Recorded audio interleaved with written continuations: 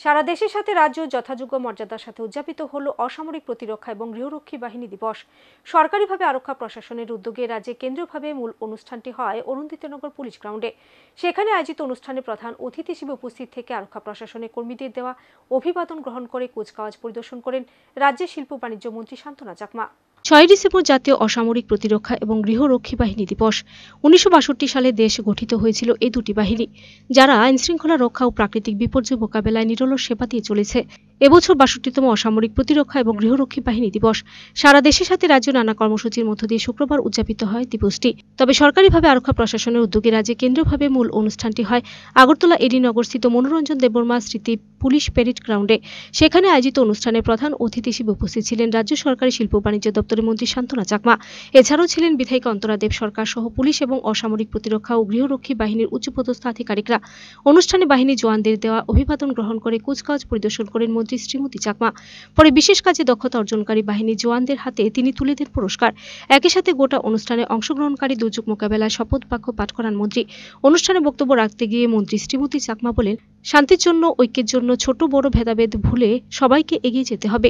দেশকে রক্ষা করার জন্য প্রত্যেককে একত্রিত হয়ে থাকতে হবে। আজকের দিনটি তারই শপথ নেওয়ার দিন। যুব সমাজ এখন নেশা আসক্ত হয়ে পড়ছে, এর থেকে বের হয়ে আসতে হবে। রাজ্য কেন্দ্রীয় সরকারও চেষ্টা করছে যুব সমাজকে নেশার হাত থেকে দূরে রাখতে। তবে কাজ সরকারের একার পক্ষে সম্ভব নয়, সবাইকে এগিয়ে আসতে হবে।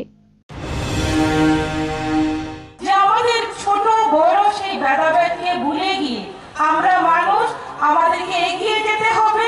আমাদের শান্তির জন্য, আমাদের ঐক্যের জন্য আমাদের একত্রিত থাকতে হবে এবং দেশের মাটিকে রক্ষা করার জন্য এবং আমাদের দেশকে এগিয়ে নিয়ে যাওয়ার জন্য আমরা প্রত্যেকে একত্রিত হয়ে থাকবো। আজকে এই দিনে আমাদের সেই প্রতিজ্ঞা আমাদের নিতে হবে।